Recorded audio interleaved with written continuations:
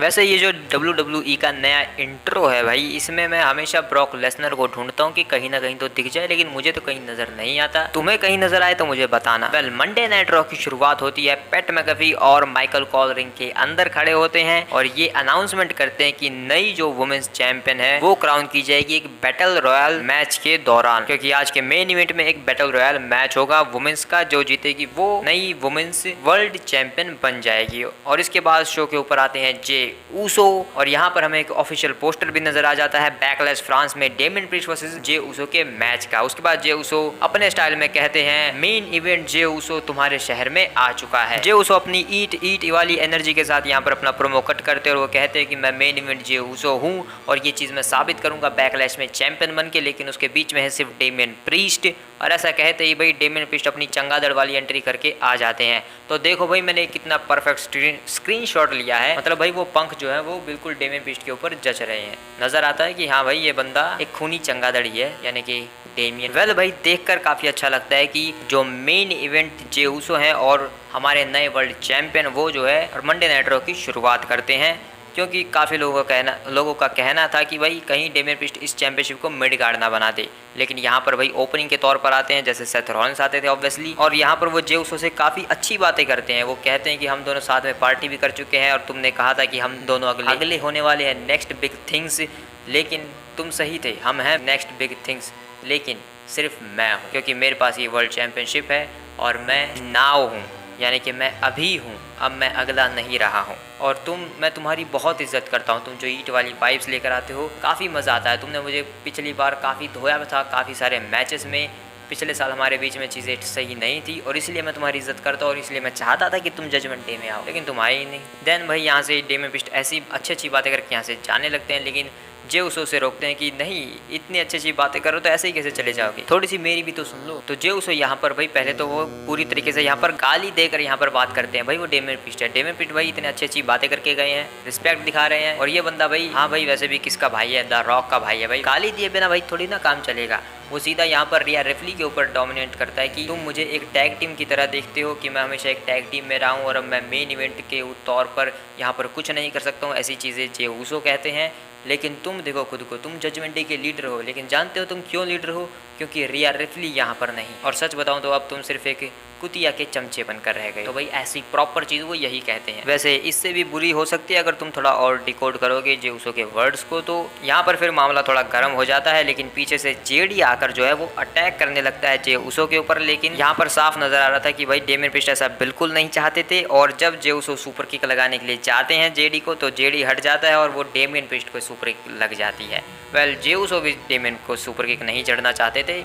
तो यहाँ पर भाई सीधा नजर आ रहा है कि डेमियन प्रीस्ट ने साफ मना किया था कि जेडी को तुम्हें मेरे बीच में टांग नहीं अड़ानी है। पिछले मंडे नाइट रॉ पर उन्हें कहा था, लेकिन जेडी फिर से आ गए और यहाँ पर मामला सारा गड़बड़ कर दिया। तो भाई डेमियन प्रीस्ट एक अच्छे चैंपियन बनना चाहते हैं, वो अच्छे तरीके से अपने काम करना चाहते हैं, कुछ गलत चीजें नहीं करना चाहते हैं वो अपने चैलेंजर्स के साथ। लेकिन देख लो भाई यहाँ पर जजमेंट डे का बिजनेस अलग है और डेमियन प्रीस्ट का अलग, लेकिन भाई ये जेडी वगैरह सुनते ही नहीं। अभी इतना खत्म नहीं हुआ, आगे और भी है भाई, देखना सुनना तुम्हारा, रुको। वेल, यहाँ पर भाई king of the queen ring tournament को भी अनाउंस कर दिया जाता है, जो कि सऊदी में होगा 25 मई को। तो भाई वो भी काफी इंटरेस्टिंग चीज है। और यहाँ पर फिर एक world tag team championship match होता है, ऑसम ट्रूथ वर्सेस DIY, यानी कि ट्रिपल एच और शॉन माइकल आज के जमाने के। भाई इस मैच में होना क्या था, हार्ड ट्रूथ है भाई, अपनी सुपर सीना वाली एनर्जी तो दिखाएंगे ना, तो सेम वही उनके अंदर फिर से जॉन सीना का भूत जरूर घुसता है और यहाँ पर वो यू कैंट सी मी करके नकल शक्ल लगाने के लिए जाते हैं। लेकिन यहाँ पर शॉन माइकल लगाते हैं एक सुपर किक, उसके बाद ट्रिपल एच लगाते हैं एक पेडिग्री, कवर होता है 1-2, लेकिन हो जाता है किक आउट। तो देख रहे हो भाई लोगों, हार्ड ट्रूथ ने DX के टैग टीम फिनिशर पर किक आउट कर दिया। हाँ, क्योंकि वो असली DX नहीं है, वो DIY है, तमासो कैंपा और जॉनी गार्गानो। वेल, इसके बाद जॉनी गार्गानो मिज के ऊपर सुसाइड डाइव लगाते हैं और रिंग के अंदर फिर DIY अपना खुद का फिनिशर लगाती है हार्ड ट्रूथ के ऊपर। पिन करते हैं जॉनी गार्गानो 1-2, लेकिन द मिज जो है जॉनी गार्गानो को रिंग से बाहर खींच लेते हैं और पिन ब्रेक हो जाता है। तमासो चांपा अटैक करने के लिए जाते हैं, लेकिन तमासो चांपा को द मिज जो है वो ऑडियंस के बीच फेंक देते हैं। उसके बाद जॉनी गार्गानो को रिंग के अंदर ले जाते हैं, टैग लेते हैं। जॉनी गार्गानो और मिज के बीच थोड़ी देर रिवर्सल गेम चलता है, लेकिन एंड में मिज रिवर्सल गेम को जीत जाते हैं और आर ट्रुथ के साथ मिलकर फेस बस्टर और स्कल क्रशिंग फिनाले का मिक्सचर टैग टीम फिनिशर हमें देखने को मिलता है और ऑसम ट्रुथ पिन करके इस मैच को जीत जाते हैं और स्टिल हमारे world tag team champions awesome truth हैं या फिर रॉसम ट्रुथ है भाई। लेकिन इसके बाद भाई ऑसम ट्रुथ जो है वो जॉनी गर्गानो को रिस्पेक्ट दिखाते हैं और जॉनी गर्गानो भी फुल रिस्पेक्ट देते हैं यहाँ पर मिज और आर ट्रुथ को। लेकिन भाई हमारे नकली ट्रिपल एच वो कुछ ज़्यादा ही गुस्सा हो चुके हैं अपनी हार से और रिंग को छोड़कर चले जाते हैं, यानी कि वो काफ़ी नाराज़ है। तो क्या भाई यहाँ से DIY का ब्रेकअप होने वाला है? देखेंगे भाई आगे क्या होता है, क्योंकि भाई इनका ब्रेकअप पहले भी हो चुका है, कोई बड़ी बात नहीं है वैसे। इसके बाद शो के ऊपर जो है गुंथर आते हैं, अपना प्रोमो कट करते हैं और भाई हम सबको लग रहा था कि वो कुछ धमाका करेंगे, द रॉक की भाषा में कहें तो फायरवर्क्स कुछ दिखाएंगे, यहाँ पर वो आतिशबाजियाँ करेंगे, लेकिन ऐसा कुछ नहीं होता है। गुंथर जो है सिंपली सैमी ज़ेन को थैंक यू भी कहते हैं और उसे कॉन्ग्रेचुलेट भी करते हैं कि तुम जीत गए और तुमने मेरे सर से, मेरे कंधों से वो बोझ उतार दिया कि मैं रोज़ यहाँ पर आता था, उस चैंपियनशिप को प्रेस्टिजियस बनाता था और मैं जो है अब इतिहास में सबसे ग्रेटेस्ट इंटरकॉन्टिनेंटल चैंपियन के तौर पर जाना जाने वाला हूँ और धन्यवाद तुम्हारा सैमी कि तुमने वो किया और तुमने मुझसे वो चैंपियनशिप ले ली। लेकिन अब मेरे लिए आगे क्या है? आगे मेरे लिए बहुत कुछ है। मैं जो king of the ring tournament होने वाला है उसे जीतूंगा और फिर मैं किसी भी चैंपियन को चूज कर सकता हूँ जिससे मैं लड़ना चाहूंगा। तो मैं किसी भी चैंपियन को चूज कर सकता हूँ। मैं अपनी टाइटल को वापस लेने के लिए जा सकता हूँ सैमी ज़ेन के अगेंस्ट या फिर नई चैंपियन के अगेंस्ट भी जा सकता हूँ। तो WWE में जितने भी चैंपियंस हैं मैं तुम सबको वार्न कर रहा हूँ, मैं आ रहा हूँ तुम सबके लिए। खैर ये सब बातें कर ही रहे थे, लेकिन तभी यहाँ पर पिछले king of the ring tournament के विनर आ जाते हैं ज़ेवियर वुड्स। ऐसे भाई यहाँ पर भाई ये बात वो खुद कहते हैं कि मैं जो है पिछला king of the ring tournament का विनर हूँ, तो मैं यहाँ पर डिफेंड कर रहा हूँ अपने उस टूर्नामेंट के कप को, अपने टाइटल को यहाँ पर डिफेंड कर रहा हूँ और तुम यहाँ पर जीतने के लिए आ रहे हो। लेकिन नहीं, ऐसा नहीं होने वाला है, मैं वहाँ पर दूसरी बार जीतूंगा। तो भाई मुझे तो लगता है ज़ेवियर वुड्स को ऐसी चीज़ें बिल्कुल नहीं कहनी चाहिए, क्योंकि हम सब जानते हैं कि उनके साथ क्या हुआ था। उनके जो क्राउन है उनसे छीन लिया गया था और असली जो किंग है वो हमें नज़र आ गए थे। मैं ब्लड लाइन और रोमन रेंस की बात कर रहा हूँ। उन्होंने धज्जियां उड़ा दी थी ज़ेवियर वुड्स के किंग होने की और वो किंग ज़ेवियर से वापस से डम ज़ेवियर बन गए। लेकिन भाई यहाँ पर जो है इम्पीरियन सीधा चैलेंज कर देती है न्यू डे को, इतने ही तुम चौड़ दिखाते हो तो आ जाओ मैच में। ज़ेवियर और कुम्फी कहते हैं कि मैं हम जो है तुम दोनों को पहले भी काफ़ी बार हरा चुके हैं।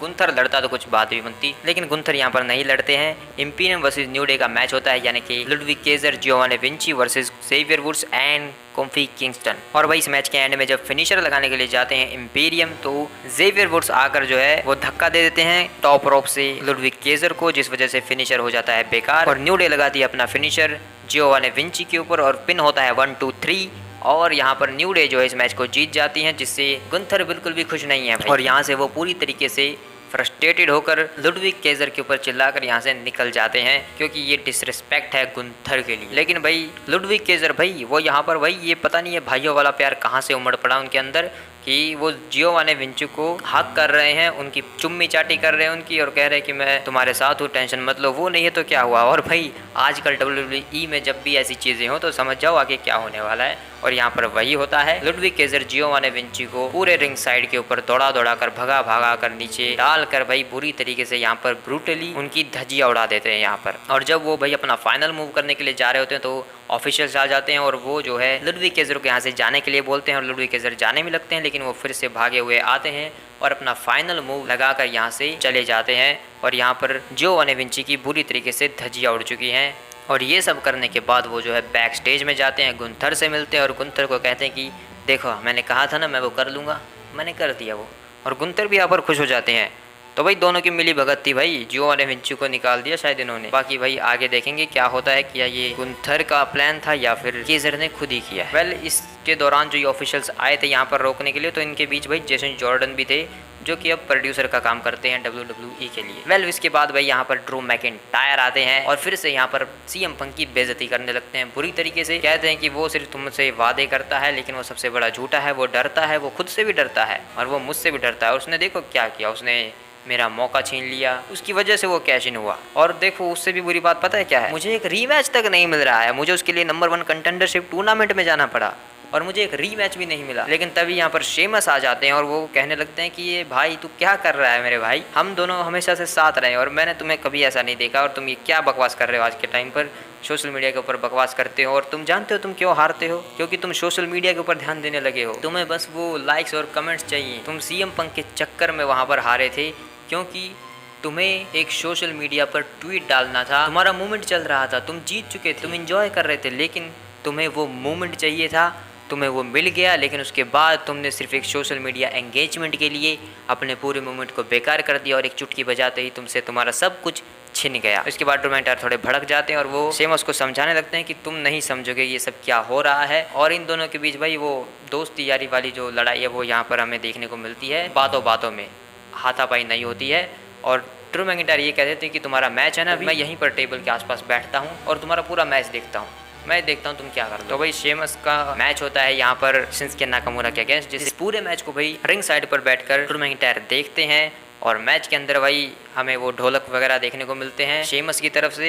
लेकिन जब शिंसुके नाकामुरा एंड में यहाँ पर हिंसासा के लिए जाते हैं तो शेमस यहाँ पर पलटवार करते हैं, एक स्लैम लगाते हैं, उसके बाद वो ब्रो किक के लिए जाते हैं, लेकिन यहाँ पर शिंसुके नाकामुरा भी पलटवार करते हैं, रिवर्सल करते हैं। ऐसे ही भाई इनके बीच काफी देर तक रिवर्सल गेम चलता रहता है, लेकिन एंड में यहाँ पर एक ब्रो किक लगती है और पिन होता है 1 2 3 और शेमस इस मैच को जीत जाते हैं, जिसे देखकर ड्रू मैकइंटायर तालियां भी बजाते हैं। वेल भाई मैंने देखा था कि सोशल मीडिया के ऊपर शेमस को काफी ट्रोल किया जा रहा है कि वो तोंदू बनकर आए हैं, लेकिन देख लो अभी वो काफी शेप में आ रहे हैं। क्योंकि भाई अगर किसी बंदे को तुम शेड्यूल से पहले ही बुला लोगे तो फिर वो क्या होगा भाई, वो शेड्यूल के ऊपर ही तो आएगा ना अच्छे से होके, लेकिन उससे पहले बुलाओगे तो वो तोंदू ही बनकर आएगा। तो भाई अब शेमस काफी शेप में आ रहा है। वेल इसके बाद जो है कथकली वो सैमी ज़ेन का इंटरव्यू लेती है और उनसे पूछते हैं कि पिछले हफ्ते आपके ऊपर जो अटैक हो उसके बारे में आप क्या कहना चाहेंगे। तो सैमी ज़ेन के सीधा कहते हैं कि देखो चैट केबल से मैं बिल्कुल भी नाराज़ नहीं हूँ, मैं थोड़ा गुस्सा हूँ, लेकिन उसने जो किया मैं समझ सकता हूँ उसने क्यों किया। कोई भी वैसा कर सकता है अगर कोई मेंटल डिस्टर्ब होता है। लेकिन पीछे से यहाँ पर तभी ब्रॉन्सन ब्रीड आ जाता है और वो कहते हैं कि तुम्हें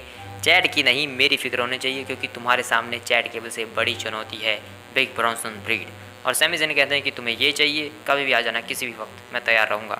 उसके बाद वो अपना इंटरव्यू कंटिन्यू करते हैं, लेकिन तभी पीछे से ब्रॉन्सन ब्रीड आकर चटनी बना देते हैं सैमी ज़ेन की बुरी तरीके से। ऑफिशियल्स आकर जो है ब्रॉन्सन ब्रीड को यहाँ से जाने के लिए कहते हैं, लेकिन ब्रॉन्सन ब्रीड आकर फिर से चटनी बनाकर यहाँ से चले जाते हैं सैमी ज़ेन। इसके बाद जो अल्फा एकेडमी है यानी कि चैट केबल सूट बूट में और उनके साथ Maxim Dupri, Otis, Akira Tozawa entrance करते हैं। लेकिन इस एंट्रेंस के दौरान जो सबसे बड़ी चीज़ होती है वो इस एंट्रेंस से भी बड़ी है, क्योंकि यहाँ पर हमें QR कोड देखने को मिलता है जो कि भाई अंकल हाउडी और ब्रे वाइट से जुड़ा हुआ है। तो भाई इसकी खोजबीन तो करनी पड़ेगी ना, तो इससे भाई यहाँ पर ये एक कोडिंग टाइप कुछ जो भाई एक पेज खुलता है। अगर इसे स्कैन करोगे और यहाँ पर काफ़ी सारे वर्ड्स मैंने लिखे, यहाँ पर हाउडी टाइप करोगे तो हेलो, अगर बू टाइप करोगे तो ही सॉ वो देख रहा है, प्लूटो टाइप करोगे तो कहेगा क्या अपनी आंखें खोलो, विज़र्ड्स लिखोगे तो वो बोलेगा फॉलो करो मुझे। लेकिन यहाँ पर अगर तुम वर्ड साइन डालते हो तो एक पेंटा लिख कर आता है। लेकिन सबसे इंपॉर्टेंट भाई 5 नंबर डालो और उसके बाद एक वीडियो स्टार्ट होगी जिसमें हमें वही कौवे उड़ते नजर आएंगे और कमिंग सून नजर आएगा। यहाँ पर एक थोड़ा छोटा सा मैसेज भी है एक चिट्ठी के तौर पर, जिसमें लिखा हुआ है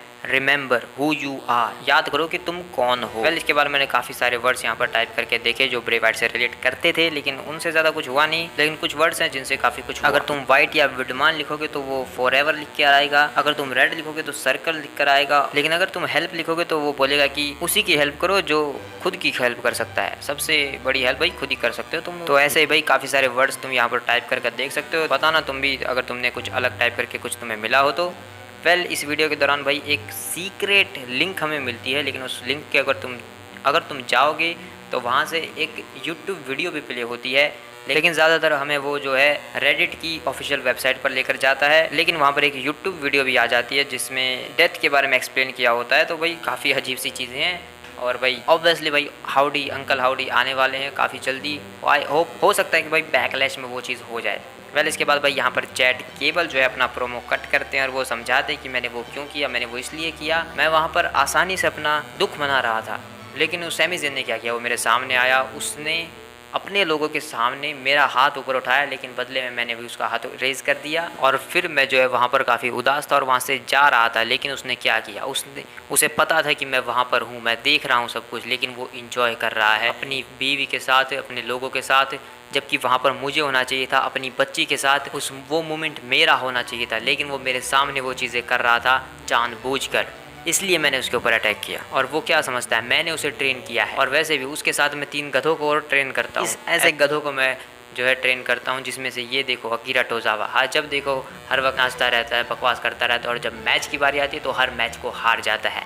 और ये मैक्सिम डुपरी काफी सुंदर है, एक प्रिंसेस, एक शहजादी है ना, लेकिन करती क्या हो, तुम्हारे दिमाग में सिर्फ भूसा भरा हुआ है और तुम किसी काम की नहीं हो। और ये से देखो, इसके बारे में तो मैं बोलूँ ही क्या। ये है मेरा सबसे होनहार शिष्य जिसने अपने आप को प्रूफ किया है। और जानते हो इसने क्या प्रूफ किया है? कि ये सबसे बड़ी निराशा है मेरे लिए।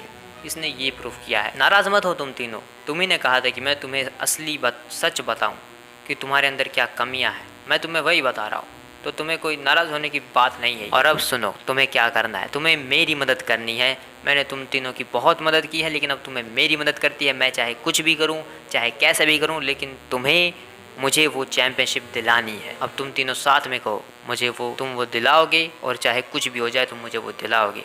तो ओटिस भाई थोड़ा सा कह देते हैं कि हाँ मैं आपको दिलाऊंगा, लेकिन चैट केबल कहते हैं कि ज़ोर से कहो, मुझे सुनाई नहीं दिया। उसके बाद थोड़ा ओटिस रुकते हैं, लेकिन उसके बाद वो कह देते हैं कि हाँ मैं दिलाऊंगा, और चैट केबल कहते हैं कि गुड, और यहाँ से चैट केबल चले जाते हैं। तो भाई इम्पीरियम भी टूट गई, जजमेंट डे का तो बिखरना चलता ही रहता है, वो तो बहुत जल्दी बिखरने वाली है जिस तरीके से चल रहा है जजमेंट डे में। और यहाँ पर अल्फा अकेडमी का भी जो खात्मा है वो नज़र आ रहा है। फैक्शंस ब्रेकअप न्यू एरा में यही होने वाला है।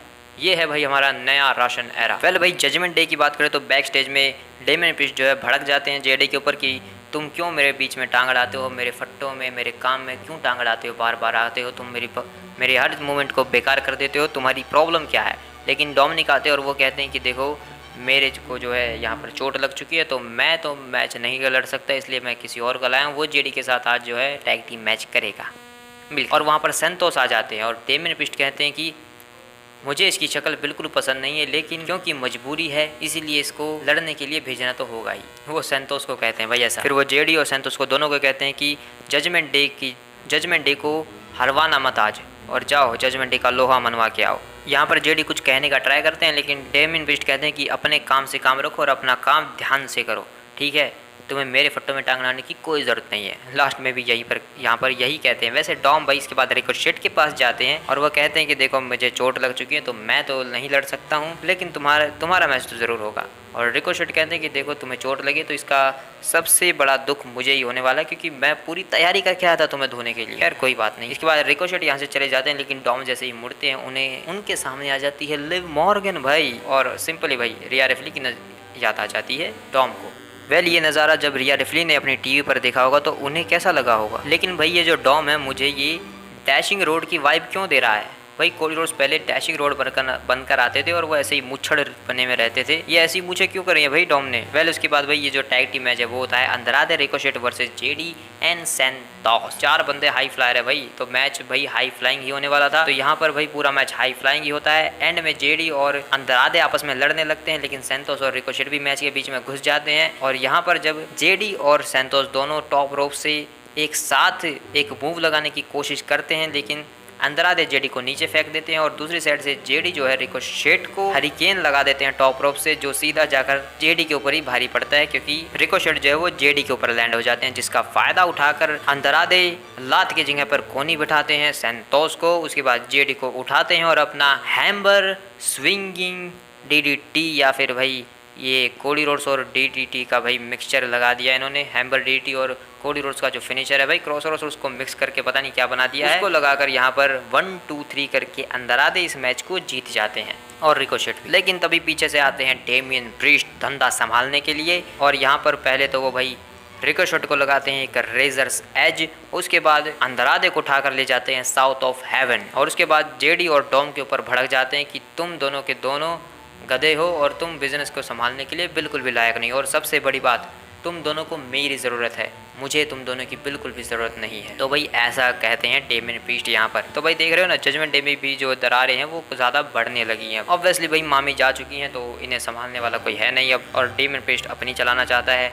वेल अब मेन इवेंट का टाइम आता है, वुमेन्स बैटल रॉयल मैच। जो जीतेगा बनेगा नया वुमेन्स वर्ल्ड चैंपियन। कैंडिस लेरे और इंडी हार्टवेल अपना इंटरव्यू दे रही होती हैं, जिसमें वो कहती है जीत मायने रखती है, चाहे वो कैसे भी मिले, चाहे वो चीटिंग से मिले या फिर ऐसे वैसे ही।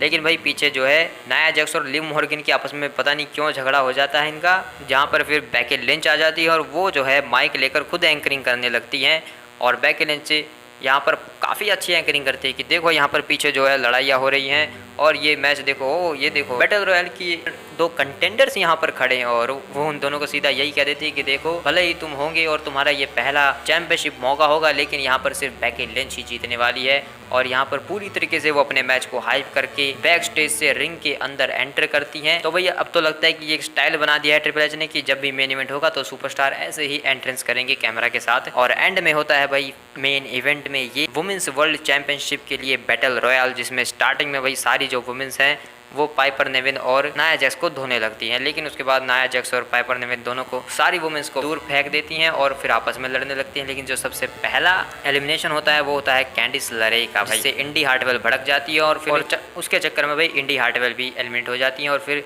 कटाना जॉनसन केटन कार्टर भी एलिमिनेट हो जाती हैं। लेकिन भाई मैक्सिम डुपरी वो भाई गलत पंगा ले लेती हैं नाया जैक्स से, काफ़ी अच्छी परफॉर्मेंस देती हैं वो नाया जैक्स के अगेंस्ट, लेकिन नाया जैक्स के सामने कौन ही टिक सकता है भाई। मैक्सिम डुपरी भी यहाँ पर एलिमिनेट हो जाती हैं। उसके बाद पाइपर नेविन भी यहाँ पर एलिमिनेट हो जाती हैं, जिसके चक्कर में भाई वो काफ़ी गुस्सा हो जाती हैं और वो बेकी लिंच को बाहर निकालती हैं और बेकी लिंच को यहाँ पर पूरी तरीके से धोने लगती है। और भाई इस सिनेरियो को देखकर मुझे सेथ रॉलिंस और बॉबी लैशली वाला टाइम याद आ गया भाई, 2019 का रॉयल रंबल, जहां पर बॉबी लैशली ने सेथ रॉलिंस को सेम ऐसे ही निकालकर टेबल के आर पार कर दिया था। लेकिन यहां पर जब वो टेबल के आर पार करने जाती हैं बेकी लिंच को पाइपर नेविन, तो उन्हें दिखता है कि चेल्सी ग्रीन खतरे में है, तो चेल्सी ग्रीन को बचाने चली जाती हैं। लेकिन चेल्सी ग्रीन जिस खतरे में थी उसका नाम है नाया जैक्स भाई। तो भाई उल्टा पाइपर नेविन के ऊपर भारी पड़ता है और पाइपर नेविन और बेकी लिंच दोनों को यहाँ पर जो है एक साथ धो देती हैं। अनाउंसर्स टेबल के ऊपर ही नाया जैक्स एक चॉक स्लैम लगाती हैं, उसके बाद एक समोन ड्रॉप भी, लेकिन टेबल तो टूटता ही नहीं भाई, थोड़ा और मेहनत करने की जरूरत है। जिसमें भाई सारे ऑफिशियल जो है वो इसी अनाउंसर्स टेबल के जितने भी रेफरी हैं भाई वो सब इस अनाउंसर्स टेबल के इर्द गिर्द इकट्ठे हो जाते हैं और इतने में भाई यहाँ पर चेल्सी ग्रीन रिंग से यानी कि मैच से भाई एलिमिनेट हो जाती हैं। लेकिन क्योंकि कोई सी रेफरी ने देखा नहीं तो चेल्सी ग्रीन वापस रिंग के अंदर चली जाती हैं, जिस वजह से चेल्सी ग्रीन यहाँ पर एलिमिनेट नहीं होती है। वेल भाई यहाँ पर कमर्शियल आ गया था, लेकिन कमर्शियल के दौरान जो है फाइनली नाया जैक्स ने उस टेबल को ब्रेक कर दिया एक पावर बम लगाकर बेकी लिंच के ऊपर। रिंग के अंदर भाई चेल्सी ग्रीन और नटालिया का एप्रन के ऊपर मैच चल रहा होता है, जिसका फायदा उठाकर जोई स्टार्क जो है चेल्सी ग्रीन को एलिमिनेट कर देती हैं और उसके बाद नटालिया को भी एलिमिनेट कर देती हैं। एंड देन भाई जोई स्टार्क और सीना बेजलर दोनों मिलकर जो है डोमिनेशन दिखाने की कोशिश करती हैं नाया जैक्स के ऊपर। भाई नाया जैक्स से पंगा नहीं लेना चाहिए। नाया जैक्स भाई यहाँ पर जोई स्टार्क को भी एलिमिनेट कर देती है, उसके बाद सीना बेजलर को भी। और भाई इतने में यहाँ पर बेकी लिंच जो है वो रिकवर होकर रिंग के अंदर आ जाती हैं और लास्ट में 3 वुमेन्स रिंग के अंदर बचती हैं, बेकी लिंच, नाया जैक्स और लिव मॉर्गन और बेकी लिंच भाई पहले एक एक करके लड़ने जाती हैं नाया जैक्स से, लेकिन दोनों ही जो है एक एक समोन ड्रॉप खाती हैं फालतू में। बाद में उन्हें समझ में आता है कि भाई एक साथ मिलकर लड़ना चाहिए, तो आपस में जब लड़ रहे होते हैं तो नाया जैक्स भाई फ़ायदा उठाने की कोशिश करती हैं उस चीज़ का।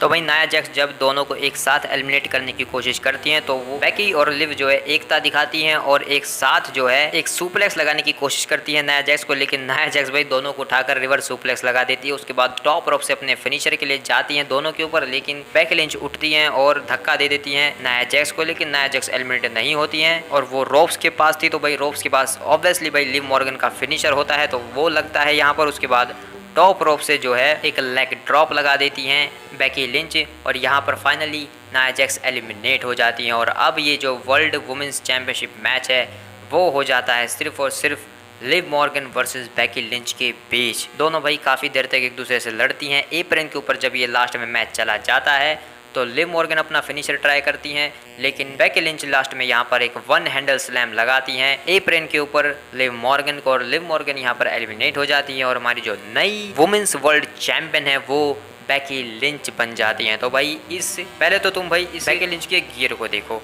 उसके बाद तुम याद करो भाई 2019 का रॉयल रंबल जिसे सेथ रॉलिंस ने जीता था और वो भाई सेम जैसे बेकी लिंच इस मैच को जीती है सेम वैसे ही सेथ रॉलिंस उस मैच को जीते थे। तो भाई ये तुम एक कनेक्शन बिठाने के लिए किया गया हो कि दोनों जो सुपरस्टार है वो एक साथ वो एक ही तरीके से अपने बैटल रॉयल मैचेस को जीते। और सेथ रॉलिंस जो है वो रॉयल रंबल को जीते थे और बेकी लिंच यहाँ पर बैटल रॉयल को जीतकर सीधा चैंपियन ही बन गई। लेकिन भाई डिसअपॉइंटमेंट तो उन बंदों के लिए जो आज ये सोच कर देख रहे थे कि आज एलेक्सा ब्लिस का रिटर्न होगा और वो नई वुमेन्स चैंपियन बनेगी, लेकिन भाई ऐसा नहीं हुआ। एलेक्सा ब्लिस रिटर्न नहीं करती है यहाँ पर, लेकिन आई होप कि भाई वो बहुत जल्द रिटर्न करेंगी और अंकल हाउडी की स्टोरी पे ही शायद उनका रिटर्न होने वाला है। लेकिन भाई वो बेल्ट पिछले हफ्ते चमक क्यों रही थी, उसके ऊपर एक क्यों चमक रहा था? शायद कोई ग्लिच होगा, छोड़ो। वेल यहाँ पर जो है बेकी लिंच काफी अच्छे तरीके से एंजॉय करती है, फैंस के बीच जाती है, सबसे सेल्फी वगैरह लेती हैं और यहाँ पर वुमेन्स रन्स WWE वाला जो एक साइन होता है उसे भी रेज करती हैं हवा में अपनी चैंपियनशिप के साथ। और इसी के साथ जो ये मंडे नाइट रो है बेकी लिंच के सेलिब्रेशन के साथ खत्म हो जाता है। वेल भाई जो NXT है उसका बैटल ग्राउंड होने वाला है लास वेगस में, जो होगा एक UFC के अरीना में भाई। तो भाई शॉन माइकल क्या करवा रहा है, हो सकता है कि वो UFC के अरीना के UFC की रिंग के बीचों बीच रोम WWE का मैच करवाने वाला है। और भाई अगले हफ्ते यानी कि इस फ्राइडे से ड्राफ्ट भी शुरू हो जाएंगे, तो वो भी काफी मजेदार होगा। और लोगन पॉल भी अगले मंडे नाइट रॉ के ऊपर रिटर्न करने वाले हैं, प्राइम ड्रिंक छापेंगे और उसका प्रचार करेंगे। और क्या करेंगे, अगले हफ्ते एक 6 मैन टैग टीम मैच भी होगा, Damian Priest, JD McDonagh, Finn Balor versus Jey Uso, Andrade and Ricochet. और भाई मैंने जजमेंट डे का अलग नाम इसलिए लिया क्योंकि अलग अलग उनका नाम इसीलिए लिया क्योंकि अब वो जजमेंट डे मुझे नहीं लगता काफी देर तक रहने वाले। वेल भाई आज का शो काफी मजेदार था, काफी बढ़िया था हर मामले में भाई, चाहे वो मैचेस हो या स्टोरी लाइंस टेलिंग करना हो, स्टोरीज को आगे बढ़ाना हो, फैक्शन तुड़वाने हो या फिर कुछ भी करवाना हो, प्रोमोज हो, भाई हर चीज में भाई आज का जो शो था वो काफी परफेक्ट था भाई। और पता है ऐसा क्यों था, क्योंकि भाई आज शो के ऊपर जो है नेता रोड्स नहीं थे, नहीं तो भाई वही अपना भाषणबाजी करते और लोग फिर उनसे बोर हो जाते, जिस वजह से पूरा मंडे नाइट रो ही बोरिंग हो जाता। वेल भाई सेथ रॉलिंस की जो कमी है वो खल रही थी, लेकिन बेकी लिंच ने उसको आज पूरा कर दिया। और जो सेथ रॉलिंस है भाई वो अच्छे हैं भाई, जो भी है उनके साथ उन्होंने जो कुछ किया और अब वो फाइनली रेस्ट कर रहे हैं, तो उन्हें वो करना चाहिए, उन्हें प्रॉपर टाइम उन्हें मिलना चाहिए जो उन्हें मिल रहा है। घर पर बैठकर भाई मजे करें वो और रॉयल रंबल तक रिटर्न कर ले, बस हमें और क्या चाहिए, वो भी खुश हम भी खुश। तो भाई ऐसे ही बात करता रहा तो काफ़ी लंबी वीडियो हो जाएगी, जो कि ऑलरेडी हो चुकी है। तो मिलते हैं किसी और वीडियो में, तब तक के लिए बाय बाय।